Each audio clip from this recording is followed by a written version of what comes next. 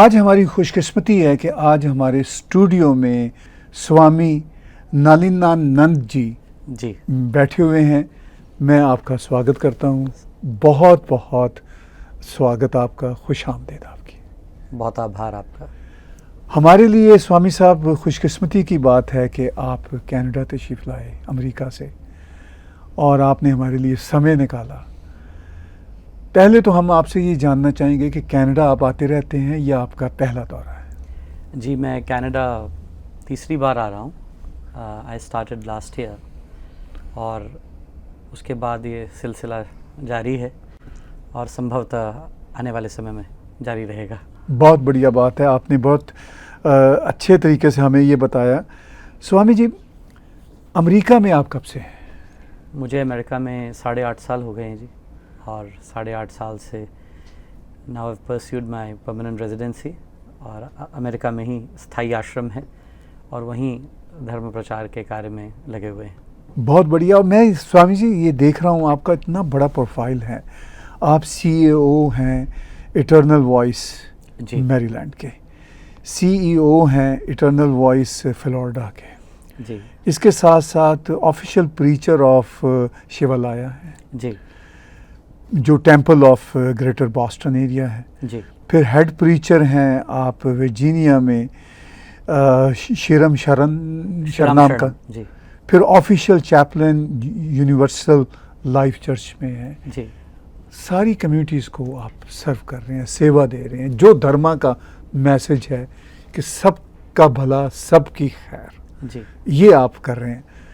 तो इतने थोड़े समय में 8.5 ईयर में आपने इतना बड़ा वहाँ पे समय का प्रोफाइल कैसे डेवलप किया?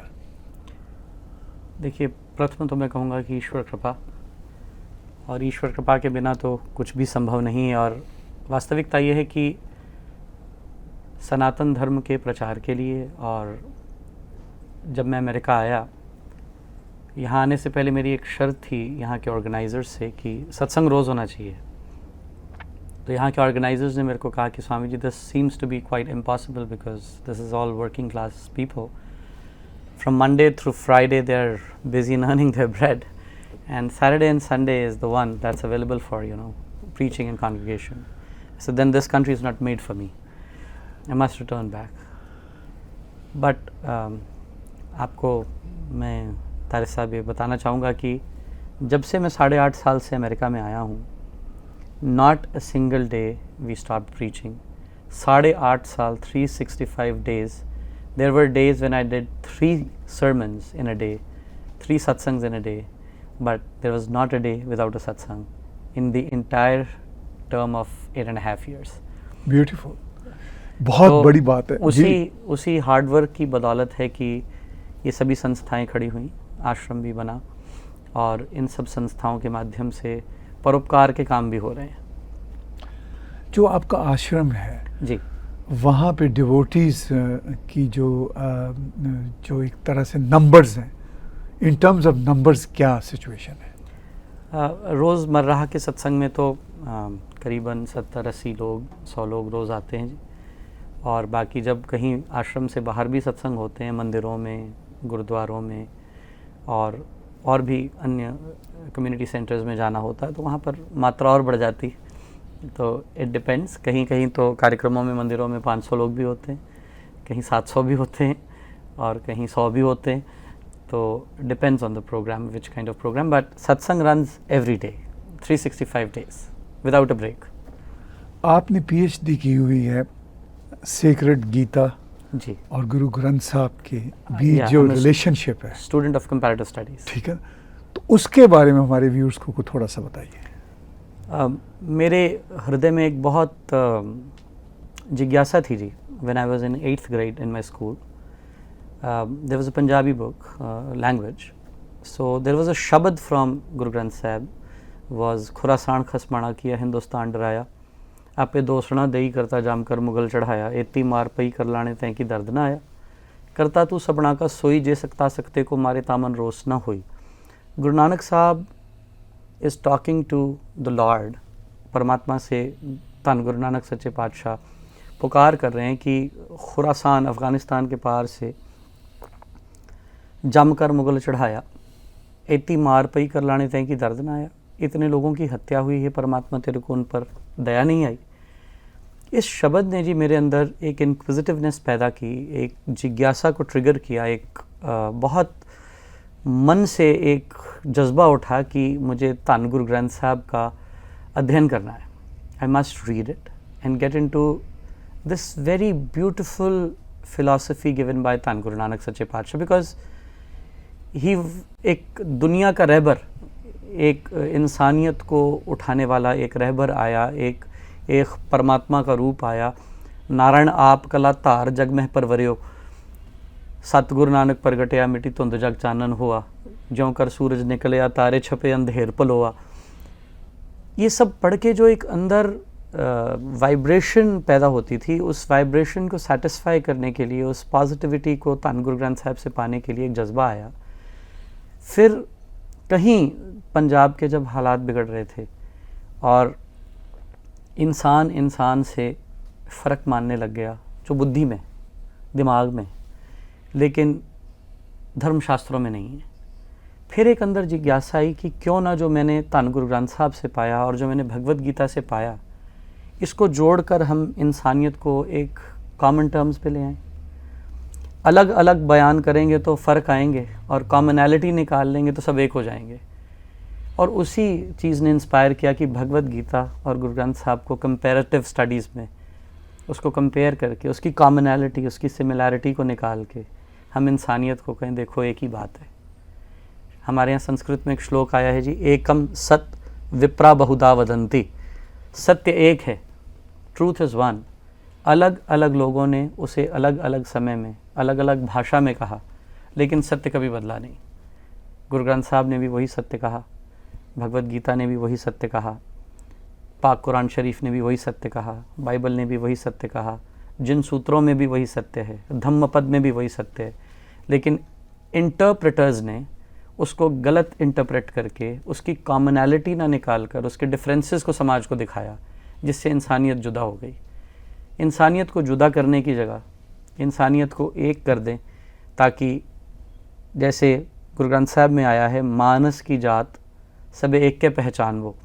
इंसान की ज़ात एक ही है कि वो इंसान है, और इससे बड़ी खूबसूरत बात क्या हो सकती है। और ये गुरु ग्रंथ साहब से आ रही है हमारे तक, भगवत गीता से आ रही है हमारे तक। तो इन दो शास्त्रों ने ऐसा ध्यान खींचा कि सारी ज़िंदगी इन दोनों को समझने में लग गई अभी तक, जितनी भी परमात्मा ने दी है अभी तक। आई एम 42 और ईश्वर कृपा से 29 ईयर्स ऑफ लर्निंग एक्सपीरियंस है, और I am still a seeker, I am still a student, and I will always want to be a student. Swami ji, ये आपकी बहुत ही हम्बलनेस है, और आपने जो बातें की, मुझे बुल्ले शाह का वो पंजाबी का एक श्लोक कह लीजिए याद आ रहा है, शेर कह लीजिए याद आ रहा है, जद गल समझ लई ते रोला की, वाह वाह, ए राम रहीम ते मौला की। वाह क्या बात है जी। तो आपने भी वो जो PhD का पूरा सफ़र था, उसमें यही बात समझी जी जो बुल्ले ने समझाई जी कि ये सब तो एक ही हैं, डिफरेंट नाम हैं जी।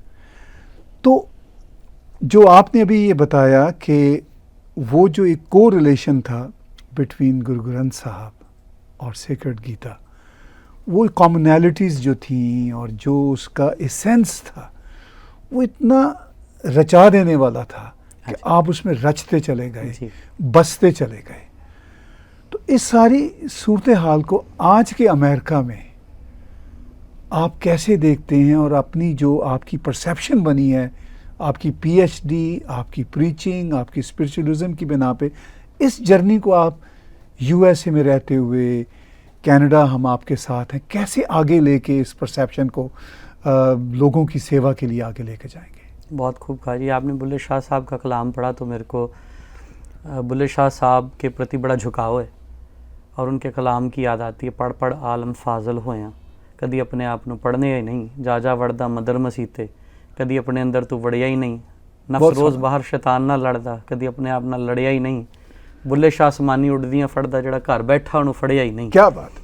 ਸੋ ਜਿਹੜਾ ਅੰਦਰ ਹੈ ਜੀ ਉਹਨੂੰ ਫੜਨਾ ਬਹੁਤ ਜ਼ਰੂਰੀ ਹੈ। ਤੇ ਜਿਹੜਾ the question that you were just asking, that how do I take this in America and Canada, अगर आज हम धर्म से ऊपर अगर इंसानियत के मुद्दे को लेकर अपनी यात्रा कर सकें, अपने अंतर के जज्बे को इस सोसाइटी तक ला सकें और सेल्फ रियलाइजेशन की ओर इस दुनिया को मोड़ सकें, तो हम सिर्फ अपने ऊपर एहसान नहीं, सारी दुनिया पे एहसान करेंगे। और अमेरिका हो या कनाडा हो, इंसानी फितरत तो वही है जी। तो इंसान की फितरत को बदलना बहुत ज़रूरी है, और जब इंसान अपनी फितरत बदल लेगा तो मुझे लगता है कि जिसको हमारे शास्त्रों में वसुदेव कुटुंबकम की धारणा से दर्शाया गया, ये वसुधा, ये धरती, वसुदेव वसुधा को, धरती को कहा, और कुटुंबकम ये धरती के सब लोग हमारे कुटुंबी हैं, उसी आदर्श और मर्यादा को लेकर आगे चलने का एक मन में निश्चय है। आगे तो उसके हाथ है, हम कर्म कर सकते हैं, कर्मण्यवाधिकारस्ते मा फलेषु कदाचन, और फल देना तो उसके हाथ में है। हम अपना कर्म करते रहेंगे जी, ईश्वर जिस तरह नवाजेगा उसकी रज़ा में राज़ी। एक दो बातें और, मुझे पता है आपके पास बहुत कम समय है, लेकिन जानना चाहते हैं, हिंदुत्व एक ऑलवेज खूबसूरत फीलिंग का जी धर्म, सनातनी सिस्टम है, मैं कहूँगा, क्योंकि ये बहुत ही बड़ा सिस्टम है जो हमारे प्लेनेट पे छाया हुआ है। लेकिन अनफॉर्चुनेटली हम कुछ सालों से देखते हैं अमेरिका में, इवन कनाडा में, वेस्टर्न वर्ल्ड में, हिंदुत्व के नेगेटिव कॉनोटेशन प्रोपेगेंडे के तौर पर बना दिए। तो आप हमारे व्यूअर्स को क्या बताना चाहेंगे कि हिंदुत्व है क्या? बहुत ही अच्छा सवाल आपने किया जी, और इस सवाल का जवाब देने के लिए मैं अपने आप को खुशनसीब समझता हूँ कि इस सवाल का जवाब देने का मुझे मौका मिला। हिंदुत्व से बड़ी कंपैशन के ग्राउंड्स को किसी और ने आज तक ले नहीं किया। हिंदुत्व ने दया और करुणा और प्रेम, तीन सिद्धांतों को सबसे प्रमुख रखा। दया, एक चींटी भी मर जाए हमारे से, हम परमात्मा से सॉरी फील करते हैं, हम क्षमा मांगते हैं, हमारे से एक चींटी मर गई। किसी इंसान को मारना, किसी की तौहीन करना, किसी का अपमान करना, ये भी हमारे से हो जाए तो एक पाप है, गुनाह है। हम लोगों ने बचपन से सीखा, एक दोहा बहुत पॉपुलर रहा कथा सत्संगों में, दया धर्म का मूल है, पाप मूल अभिमान, दया धर्म न छोड़िए जब तक घट में प्राण। टू बेसिक प्रिंसिपल्स, अगर कोई हिंदुइज्म को जानना चाहता है तो मैं उसको कहता हूँ कंपैशन एंड काइंडनेस। और एक श्लोक जो मैं as a synopsis on Hinduism सब जगह देश परदेश में जाकर सबको सुनाता हूँ। आज किसी सिख भाई को पूछना है कि धर्म क्या है, तो कहा जाएगा जी आप एक गुरु ग्रंथ साहब को फॉलो करो। एक मुसलमान भाई को पूछेंगे तो वो कहेंगे जी पाक कुरान शरीफ को फॉलो करो। एक ईसाई को आप कहेंगे, वो कहेंगे होली बाइबल को फॉलो करें। और अगर आप एक जैनी को पूछेंगे, वो कहेंगे जिन सूत्र को फॉलो करो। एक बुद्ध को पूछेंगे, वो कहेंगे जी धम्मपद को फॉलो करो। अगर आप एक हिंदू को पूछें आपको क्या फॉलो करना है, 4 वेद, 6 शास्त्र, 18 पुराण, 10 ज्ञात उपनिषद, करीबन 108 उपनिषद, 12 दर्शन, 12 स्मृतियाँ, इतना कुछ अगर मैं अपने बच्चों को कहूँ आप फॉलो करो, तो वो कहेंगे वी आर कन्फ्यूज्ड। उनके पास तो जी एक ग्रंथ है, हमारे पास इतने ग्रंथ क्यों हैं? आज ये बहुत बड़ी कन्फ्यूजन का आधार बन गया है। और मैं आपके टीवी चैनल के माध्यम से मैं बहुत आभार अभिव्यक्त करूंगा टैग टीवी का, और मेरे बहुत आदरणीय और मेरे बहुत आदर के पात्र श्री तारीफ गोरा साहब, जिन्होंने मुझे आज ये मौका बख्शा कि हिंदुत्व को आप अपने बच्चों को एक श्लोक में समझा सकते हैं। उसके 4 फंडामेंटल प्रिंसिपल्स। एक श्लोक है, शांतम तुष्टम पवित्रम च सानंदमिति तत्वतः जीवनम जीवनम प्राहुर भारतीय सुसंस्कृतो। आपको हिंदुस्तानी सभ्यता, आपको हिंदुत्व को, सनातन धर्म को समझना है तो 4 फंडामेंटल प्रिंसिपल से समझा जा सकता है। सबसे पहले शांति, peaceful behaviour, anything that correlates to any kind of disturbance is not our part. We always have to maintain peace in any given circumstance or situation. Shantam. Tushtam is contentment. Contentment को पैदा करना और contentment लाके अपने को जो परमात्मा ने मेरे अपने कर्म से दिया उसमें satisfied रहना, दूसरे की ओर दृष्टि नहीं रखनी, दूसरे की ओर अपनी नज़र नहीं रखनी, ये बड़ा ज़रूरी है। तो तुष्टम, पवित्रम is inner and outward purity. Inner is first. हमारे यहाँ जब कर्मकांड करते हैं तो एक मंत्र बोलते हैं, अपवित्रः पवित्रो वा सर्वावस्थांगतोऽपि वः यह स्मरेत पुंडरीकाक्षं स बाह्य आभ्यंतरः शुचि। बाहर की और अंदर की शुद्धि ये बहुत ज़रूरी है। मन साफ होना चाहिए। मन चंगा तो कटौती में गंगा। तो मन साफ नहीं है तो कुछ भी साफ नहीं है। ज़मीर ही नहीं इंसान का तो कुछ भी साफ नहीं है। तो पवित्रता, शुद्धि। और 4th एलिमेंट है ब्लिस, आनंद, सुख और दुख से ऊपर। तो हिंदुत्व को 4 वर्ड्स एक्सप्लेन कर देते हैं। बोले जीवनम जीवनम प्राहुर भारतीय सुसंस्कृतो। भारतीय सभ्यता और ये जीवन जीने का तरीका, ये ज़िंदगी का फ़लसफ़ा ये है कि इन 4 फंडामेंटल्स पे बेस्ड रहे। वो है शांति, पीस, तुष्टि, कंटेंटमेंट, पवित्रता, प्योरिटी, और 4th है आनंद, ब्लिस, इटर्नल ब्लिस। तो हिंदुत्व तो इन 4 चीज़ों पे आधारित है जी। और यही 4 चीज़ें मुझे नहीं लगता कि किसी हिंदू को नहीं चाहिए होंगी, किसी ईसाई को नहीं चाहिए होंगी, किसी मुसलमान को नहीं चाहिए होंगी, किसी जैनी, पारसी, बौद्ध को नहीं चाहिए होंगी। ये 4 चीज़ें ऐसी हैं। शांति हर इंसान को चाहिए, कंटेंटमेंट हर इंसान को चाहिए, प्योरिटी हर इंसान को चाहिए, और सबसे बड़ा आनंद, ब्लिस हर इंसान को चाहिए। तो जो चीज़ यूनिवर्सल हो जाए, जो एक कल्ट या किसी एक इंसान की बात नहीं कर रहा, वो हिंदुत्व है। जो फॉर ह्यूमैनिटी एट लार्ज है, जो सबके भले के लिए, जो सबके कल्याण के लिए। And it is such a beautiful and intricate way of life, I would say, that has when adopted blessed anyone irrespective of who they are, from where they belong to. बहुत खूबसूरत ढंग से आपने हमारे व्यूअर्स को हिंदुत्व की जो philosophy का एसेंस है वो समझाया। आखिर में 1 बातें मैं आपसे करना चाहता हूँ, ख़ास तौर पर स्वामी जी। आपको अमेरिका में जहाँ पे रफली बताया जाता है कि हमारे हिंदू बैकग्राउंड के लोग मिनिमम 4 मिलियन के करीब रहते हैं, बहुत सारी ऑर्गेनाइजेशंस हैं और आप भी वहाँ पे एक बहुत ही बढ़िया काम कर रहे हैं। तो आपको journey of Hindutva in America आने वाले दिनों में कैसा दिख रहा है? बहुत सुंदर सवाल है जी आपका। मैं ज्योतिषी तो नहीं हूँ कि प्रेडिक्शन करूँ, लेकिन अपने अनुभव से एक बात ज़रूर कह सकता हूँ कि जब कोई किसी को हर्ट किए बिना, based on fundamental principles of what the 4 factors we just discussed, based on that जब यात्रा करता है, सफ़र करता है, तो अपने लक्ष्य पे चलते रहने से कामयाबी नहीं मिलेगी। मैं इस चीज़ को मानता नहीं हूँ जी। I don't believe in that. वो हिंदुस्तान में एक गाना गाया जाता है, हम होंगे कामयाब एक दिन। वो एक दिन देखने के लिए ज़िंदा रहना चाहते हैं जिस दिन इस फ़िलासफ़ी को, इस बहुत सुंदर सिद्धांत को जिसको हम सनातन धर्म और हिंदुत्व कहते हैं, उसको हम देख पाएंगे, जहाँ हमने परसीव किया था ये जगत गुरु बनेगा। और वो जगत गुरु होगा क्योंकि उसकी फ़िलासफ़ी इतनी सुंदर है, उसके फंडामेंटल्स इतने क्लियर हैं। तो I do see it getting there at the highest pinnacle.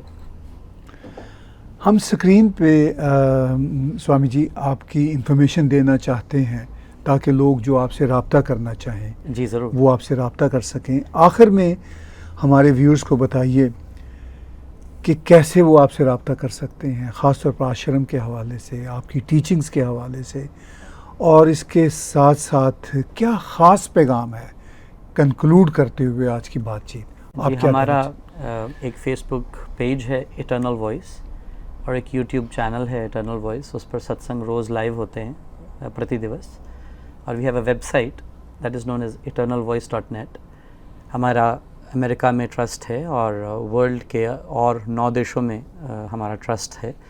और अभी कनाडा में भी we are registering a non profit known as eternal voice. तो eternalvoice.net इज़ अ वेबसाइट। और विश्व के लिए एक संदेश मैं ज़रूर देना चाहूँगा। एक श्लोक है शास्त्र से जो मेरी ज़िंदगी का मकसद बना। वो श्लोक है, आत्मनः प्रतिकूलानि परेशान न समाचरेत। जो मुझे अपने लिए अच्छा नहीं लगता वो मैं किसी दूसरे के साथ ना करूं। तो बस ज़िंदगी को इसी पे चलाने की कोशिश कर रहे हैं। जो हमें खुद के लिए अच्छा नहीं लगता वो हम किसी दूसरे को ना कहें। टॉलरेंस लाएं, पेशेंस लाएं, एक्सेप्टेबिलिटी लाएं। और टॉलरेंस, पेशेंस और एक्सेप्टेबिलिटी के साथ हर इंसान के साथ इंसान बन के जिएं, ये बड़ा ज़रूरी है। न तो हिंदू बनेगा न मुसलमान बनेगा, इंसान की औलाद है, इंसान बनेगा। बहुत ही सुंदर और यूनिवर्सल मैसेज आपने दिया। स्वामी जी, हम बहुत शुक्रगुजार हैं कि आपने हमें समय दिया। हमें मालूम है कि आपके इस कनाडा यात्रा के दौरान सैकड़ों लोग आपसे मिलना चाह रहे हैं और आपके पास समय की भी कमी थी, लेकिन आपने हमें भी चुना, वक्त निकाला ताकि आपका मैसेज और लोगों तक पहुंचे। बहुत बहुत धन्यवाद। आपका बहुत बहुत शुक्रिया। Thank you very much. Viewers, बातचीत सुन रहे थे आप स्वामी नलिना गिरी जी की। हमने यहाँ टीवी स्क्रीन पे इनके हवाले से सारी इन्फॉर्मेशन आपके साथ शेयर की। स्वामी जी से, इनके ऑफिस से आप रब्ता कीजिए। और स्वामी जी का जो मिशन है वो हिंदुत्व की जो खूबसूरती है वो दुनिया को, और ख़ास तौर पर अब अमेरिका में रहते हुए, बताना भी है। इसके साथ साथ जो मन की सफाई का काम है हमारी अपनी कम्युनिटी के अंदर, उसमें भी स्वामी जी और उनकी टीम आपके साथ जुड़ी हुई है। आप भी इनके साथ जुड़िए। आज की खुसूसी बातचीत देखने और सुनने का बहुत शुक्रिया।